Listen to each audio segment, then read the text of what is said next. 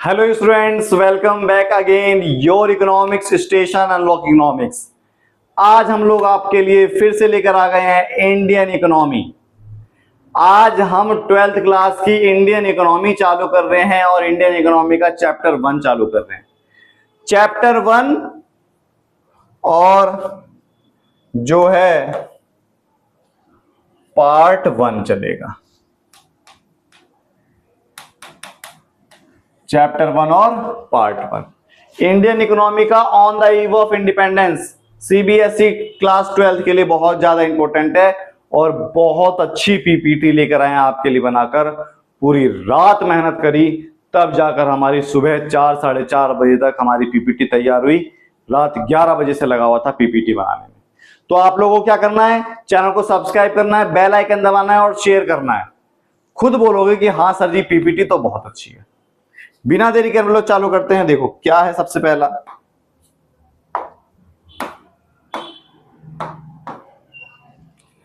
Indian economy on the eve of independence. आज हमारा part 1 चलेगा। क्या चलेगा? पार्ट 1 चलेगा। ठीक है, इसमें हम क्या क्या चीज पढ़ेंगे? Topic be covered, low level of economic development under colonial rule. Colonial rule क्या होता है? औपनिवेशिक, हिंदी में इसे बोलते हैं औपनिवेशिक। औपनिवेशिक औपनिवेशिक शासन क्या होता है हम ये पढ़ेंगे। एग्रीकल्चर सेक्टर के बारे में पढ़ेंगे, foreign trade, industrial sector, demographic profile और ऑक्यूपेशनल स्ट्रक्चर और फिर इंफ्रास्ट्रक्चर। फिर लास्ट में क्या पॉजिटिव इंपैक्ट हैं कुछ वो भी पढ़ेंगे। ठीक है, सबसे पहला टॉपिक हमारा, सबसे पहले देखो इंट्रोडक्शन। इस चैप्टर के बारे में हम इंट्रोडक्शन देते हैं आपको। The primary object of British colonial rule India, eastern India. क्या बोला? The primary objective of British colonial rule in India was to turn India. मतलब प्राइमरी ऑब्जेक्ट क्या था, ब्रिटिश सरकार का प्राइमरी मोटिव क्या था भारत में बदलाव करने का। सबसे पहला मेन मोटिव सबको पता है, हमारा देश एक सोने की चिड़िया कहा जाता था ब्रिटिश सरकार के आने से पहले। अब हमारा देश चिरोटा बचा, चिड़िया उड़ गई, खाली चिरोटा बचा। ब्रिटिश सरकार से पहले, अंग्रेज के शासन से पहले हमारे देश को सोने की चिड़िया बोला जाता था। अब हमारा देश सिर्फ चिरोटा बचा, चिड़िया उड़ गई। कैसे उड़ी दिखाते हैं, मूवी पूरी दिखाएंगे। चैनल को सब्सक्राइब करें, बेल आइकन दबाएं, ज्यादा ज्यादा क्या करें, शेयर करें। As a supplier of raw material, as a consumer of finished goods. मतलब ये जो रॉ मटेरियल है हमारे देश में, ये सारा सामान विदेश चले जाता था और वहां से यहां पर आता था तैयार माल। पूरी तरीके से बदलाव करा। कैसे बदलाव करा ये भी आगे है। बने रहें, सब्सक्राइब करते रहें, शेयर करते रहें। आप लोग एक बार अपने स्कूल के दोस्तों में शेयर जरूर करें। बहुत अच्छी क्लास, इतनी अच्छी पीपीटी आप लोगों को कहीं मिलेगी भी नहीं, ध्यान रखना। ठीक है, समझ में आया?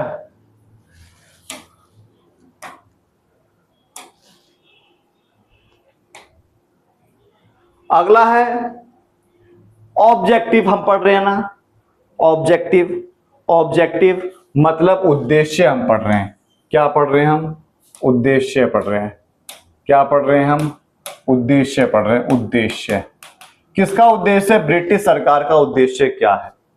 Moving beyond exploitation, the Indian economic had been use a source of raw material, British industry and market for British manufactured goods, resulting the decline indigenous industry. The objective was move away from the exploitative relationship and develop a self-sufficient economy. उनका motive क्या था? क्या? समझो थोड़ा सा। System क्या था? System पाड़ देंगे। ये देखो, ये भारत और ये ब्रिटेन। यहां पर ना इंडस्ट्रियल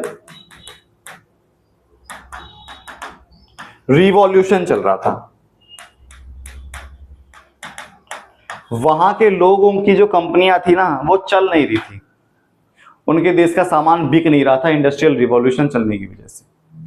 तो यहां से हमारे देश में जब ब्रिटिश सरकार राज कर रही थी ना, तो उन्होंने प्लान बनाया, यहां से हम कच्चा माल फ्री में लेकर जाएंगे, यहां बनाएंगे और भारत में ही आकर अगर बेचेंगे तो हमारे देश की कंपनियां चलने लग जाएगी, हमारे देश की कंपनियां चलने लग जाएगी। ऐसा उन्होंने सोचा और इसके अंदर फर्स्ट पॉइंट के अंदर यही चीज लिखी हुई है। फर्स्ट पॉइंट के अंदर हमारी यही चीज लिखी हुई है। समझ में आया? फर्स्ट पॉइंट के अंदर हमारी यही चीज लिखी हुई है। ठीक है, ठीक है।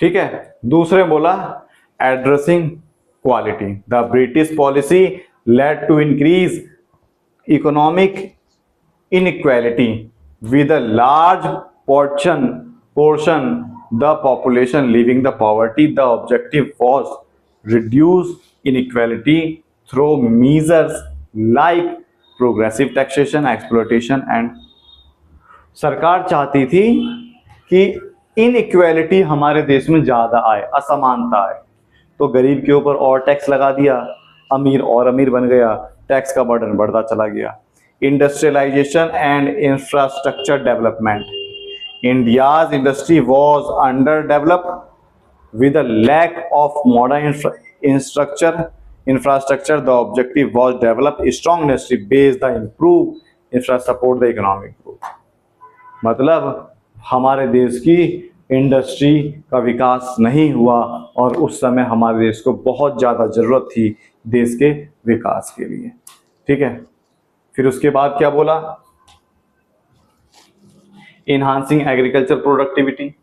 While agriculture was main source economic significant portion the population it faced challenges low productivity. हमारे देश में लो प्रोडक्टिविटी एग्रीकल्चर सेक्टर के अंदर बहुत ज़्यादा पाई जाती थी, बर्डन बहुत ज़्यादा था एग्रीकल्चर सेक्टर के ऊपर, कंपनियां थी नहीं, तो सब लोग क्या करते थे? खेती बाड़ी करते थे। Promoting self reliance, India aimed, Bharat चाहता था कि हमारा देश आत्मनिर्भर बने। ठीक है, strength foreign trade, India had a history being a trading nation, हमारा देश ब्रिटिश सरकार के आने से पहले आत्मनिर्भर भी था और बहुत ज़्यादा हमारा देश फेमस था विदेशी व्यापार में। सबकी उन्होंने अच्छे तरीके से ले ली और हमारे देश को बर्बाद कर दिया। कैसे बर्बाद करा? तो आया कोलोनिज्म। कोलोनिज्म का मतलब होता औपनिवेशिक, औपनिवेशिक, औपनिवेशिक का मतलब होता है किसी के अधीन रहना, किसी के अंदर काम करना, कोई हमारा मालिक है, हमें चला रहा है। Colonialism referred to system, political and social relation between the country which one is rule and other its colony. मतलब एक देश बहुत सारे देशों पर जब राज करती है, दूसरे देशों के ऊपर राज करती है, उसे हम कॉलोनिज्म बोलते हैं। कॉलोनिज्म क्या मतलब? जब एक देश दूसरे देश के ऊपर राज करती है तो उसे हम क्या बोलेंगे? कॉलोनिज्म बोलेंगे। ठीक है, the ruling country not only has political control over the colony but is also determine the economic policy dominate country. सिर्फ पॉलिटिकल कंट्रोल नहीं होता, कॉलोनिज्म का मतलब सिर्फ पॉलिटिकल कंट्रोल नहीं है। कॉलोनिज्म का मतलब है पूरी तरीके से कब्जा करना, चाहे वो इकोनॉमिक हो, पॉलिटिकल हो या सोशल तरीके से हो, पूरी तरीके से क्या कर देना? कब्जा कर देना। ठीक है।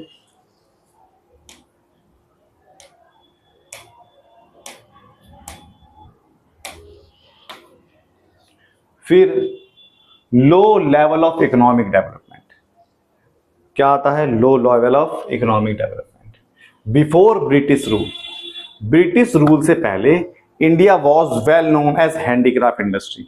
हमारा देश हस्तकला में, देखो गर्मी कितनी हो रही है फिर भी मैं आप लोगों को पढ़ा रहा हूं। चैनल को एक बार सब्सक्राइब जरूर करें, बेल आइकन जरूर दबाएं और शेयर जरूर करें, ठीक है। एक बार तो देखो शेयर बनता है ना।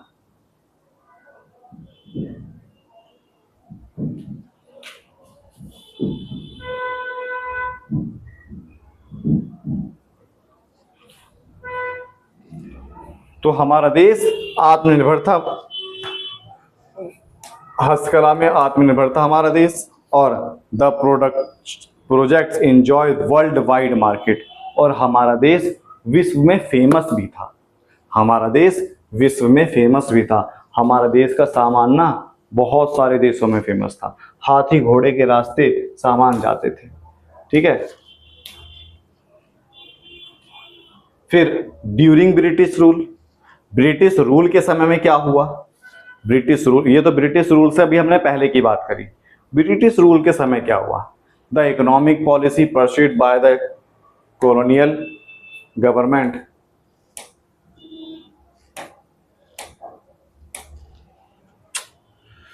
क्या हो रहा है ये भाई?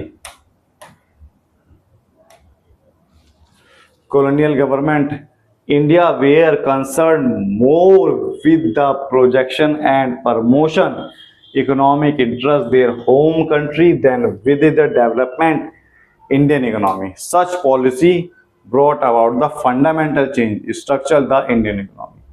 इकोनॉमिक पॉलिसी ही पूरी तरीके से चेंज कर दी। यहाँ से सामान बाहर नहीं जाएगा, कोई विदेश में नहीं जाएगा, अगर जाएगा तो सिर्फ हम लेकर जाएंगे।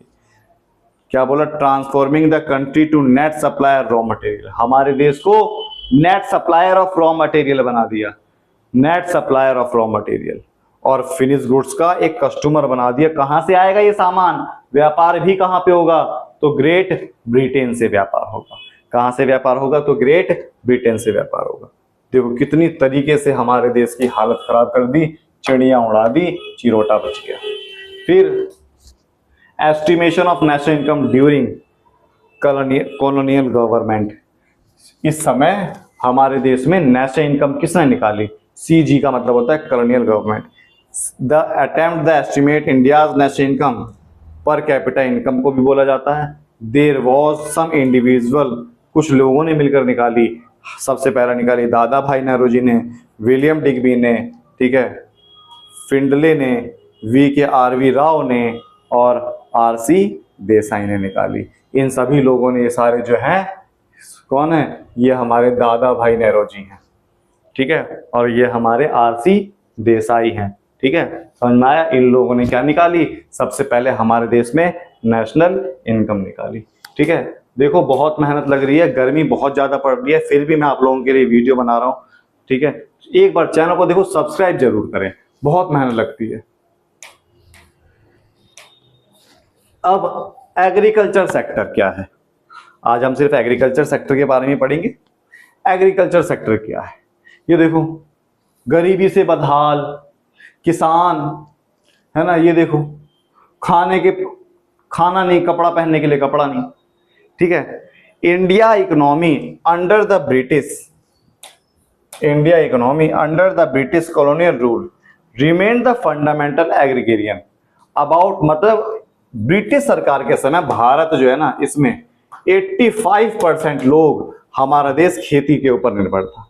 The country population live the village and live the agriculture, खेती बाड़ी से ही वो जिंदा रहता था।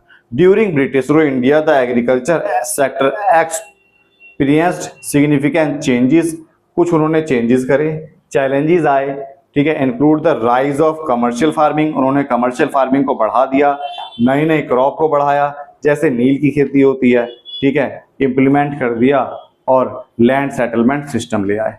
मतलब जमींदारी पर था, commercial farming, land settlement system, और हमारा देश किसमें? सिर्फ और सिर्फ खेती बाड़ी से चलता था। इसमें बहुत ज्यादा अत्याचार करने लग गए, इतना मारते थे किसानों को कि तुम हमसे पूछकर खेती नहीं करेगा, दुगना लगान देगा और क्या करेगा, जो हम बोलेगा वही तुम खेती करेगा। ठीक है।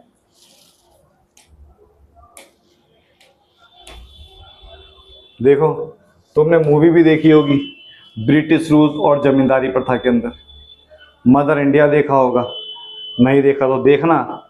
ये लगान मूवी भी तुम लोगों ने देखी होगी। ठीक है, लगान मूवी भी तुम लोगों ने देखी होगी। तो क्या करना है, इनको एक बार देखना और तुम्हें पता लगेगा कि कैसे। ये देखो कितने खिलाड़ी हैं, 1 2 3 4 5 6 7 8 9 10 11 लोगों की टीम थी। ठीक है, और इन लोगों ने लगान से मुक्ति दिलाई थी हमारे देश में। उस समय की बहुत बड़ी पॉपुलर मूवी, देखोगे तो आप लोगों को मजा आएगा। मैंने भी कितनी बार देख रखी है, आज भी कोई झलक अगर मेरे सामने आती तो मैं उसे देख लेता हूँ। ठीक है। फिर रीजन फॉर स्टैग्नेशन, स्टैग्नेशन का मतलब होता है स्टैग्नेंट इकोनॉमी। स्टैग्नेंट इकोनॉमी मतलब पिछड़ी अर्थव्यवस्था। क्यों था हमारा देश एग्रीकल्चर में पीछे? क्योंकि लैंड सेटलमेंट सिस्टम था, द इंडिया जमींदार सिस्टम, जमींदारी आ गई, द जमींदार विच इंट्रोड्यूस बाय कॉलोनियल गवर्नमेंट। इसने क्या करा, ये जमींदार हैं, ये ब्रिटिश सरकार है। ब्रिटिश सरकार आई, इन किसानों से जबरदस्ती जमीन छीनी और इन जमींदारों को दे दी गई। फिर इन किसानों ने, इस ब्रिटिश सरकार ने जमींदारों को बोला कि तुम अपनी मर्जी से कितना भी किराया लो, हमें तो फिक्स चाहिए। देखो कैसे,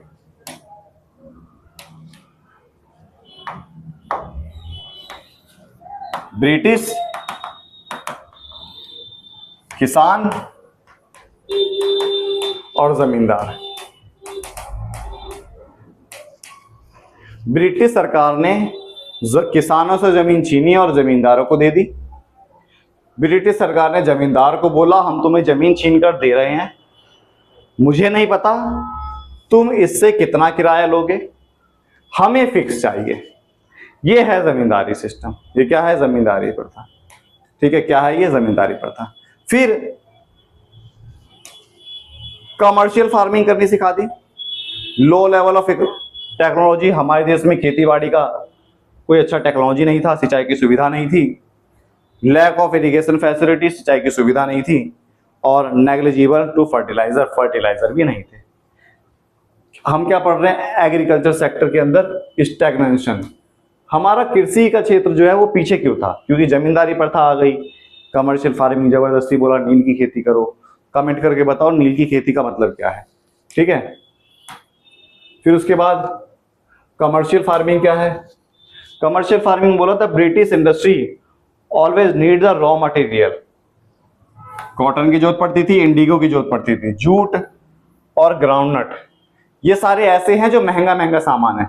ब्रिटिश सरकार ने, ये देखो ये ब्रिटिश है, ठीक है, इसने इन लोगों को मार मार के जबरदस्ती खेती करवाई। नील की खेती, कपास की खेती, जूट की खेती, पटसन की खेती, इसकी खेती करवाई बाय ऑफरिंग हायर प्राइस, क्योंकि ये महंगे दामों पर मार्केट में बिकता है। The extend commercial agriculture so far so make many peasants purchase their food recruitment from the shop in towns. फिर जब उन्होंने इन सब का खेती करवा दिया तो इन किसानों के पास, जब इन्होंने अपना पेट पालने के लिए खेती नहीं करी, सारी खेती किस चीज में कर दी? इंडिगो, जूट और कॉटन। कॉटन तो खाएंगे नहीं, इंडिगो तो खाएंगे नहीं। सारा ये सामान किसके फायदे के लिए उत्पादन हो गया? किसानों के फायदे के लिए उत्पादन हो गया। बेचारे, सॉरी किसान नहीं, ब्रिटिश सरकार के फायदे के लिए उत्पादन हो गया। अब बेचारे किसान ने तो चावल उगा ही नहीं, गेहूं उगा ही नहीं, भूखमरी के कारण मर जाएंगे। तो अब किसान गए मार्केट में सामान खरीद कर लेकर आने के लिए। किसका सामान बिका? ब्रिटिश सरकार का बिका ना। मतलब इन लोगों को जबरदस्ती मार मार के खाने पीने का सामान बंद करवा के अपने फायदे का सामान बनवा लिया। अब ये खाने पीने के लिए भुखमरी के कारण क्या करेंगे? मार्केट में जाएंगे, वहां से सामान खरीद कर लेकर आएंगे। दोनों, दूसरी बार में फायदा किसका? ब्रिटिश सरकार का, क्योंकि मार्केट में सामान किसका बिकता था? ब्रिटेन से आता था, यहाँ पर सामान तैयार होगा। समझ में आ गया? बहुत अच्छे समझ में आया होगा, मुझे पता है। ठीक है, तो आज हमने क्या करा? इंडस्ट्रियल सेक्टर नहीं आज कर रहे हम, सिर्फ एग्रीकल्चर सेक्टर करा। फिर the fall production food crop responsible frequent feminism. अब देखो, फूड क्रॉप गिरने के कारण हमारे देश में भुखमरी के हालत आने लग गए, ठीक है। और भुखमरी के हालत क्यों आने लग गए? क्योंकि हमारे देश के किसान ने कमर्शियल फार्मिंग का उत्पादन करा, और कमर्शियल फार्मिंग से पेट नहीं पलता, कमर्शियल फार्मिंग से ब्रिटिश सरकार के पास पैसा आने लग गया। समझ में आया? तो हम लोगों ने आज की क्लास के अंदर इसका पार्ट हमने क्या करा, पार्ट 1 करा। अगर आप लोगों ने चैनल को सब्सक्राइब नहीं करा, सब्सक्राइब कीजिए, बेल आइकन दबाइए और ज्यादा से ज्यादा क्या कीजिए, शेयर कीजिए। जय हिंद और जय भारत।